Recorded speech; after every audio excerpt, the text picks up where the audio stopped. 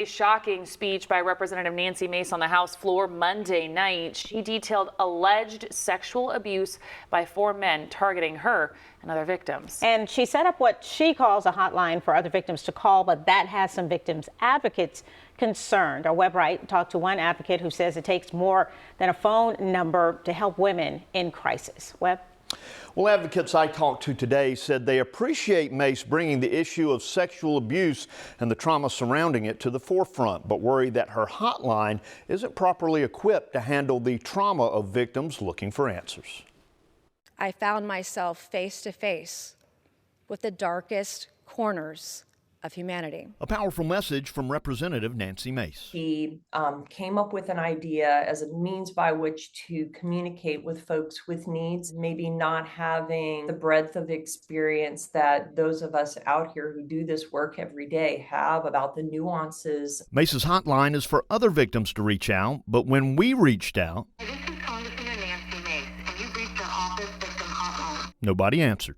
The idea behind an actual hotline is when someone calls, they will be immediately connected to an individual who has received extensive training to be able to respond to someone's needs. That includes someone to offer comfort and information. My worry was that people would be reaching out to that number thinking that they would immediately be connected, and that wasn't going to occur, not knowing what resources there may be there in terms of that trauma-informed training. It's an intense type of training, too.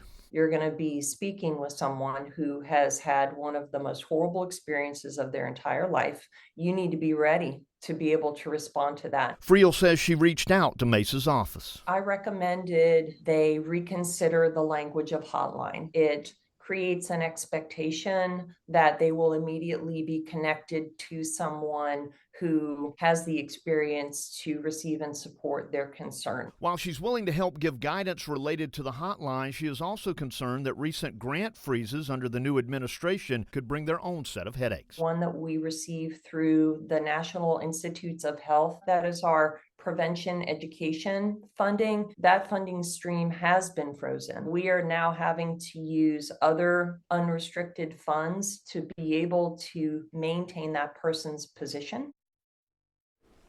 Now, Friel says her Tri-County Speaks program helped more than 2,500 survivors last year, and most recently 6 in just 1 week, and says a large portion of their funding comes from federal grants. Working for you, Webb Wright, News 4.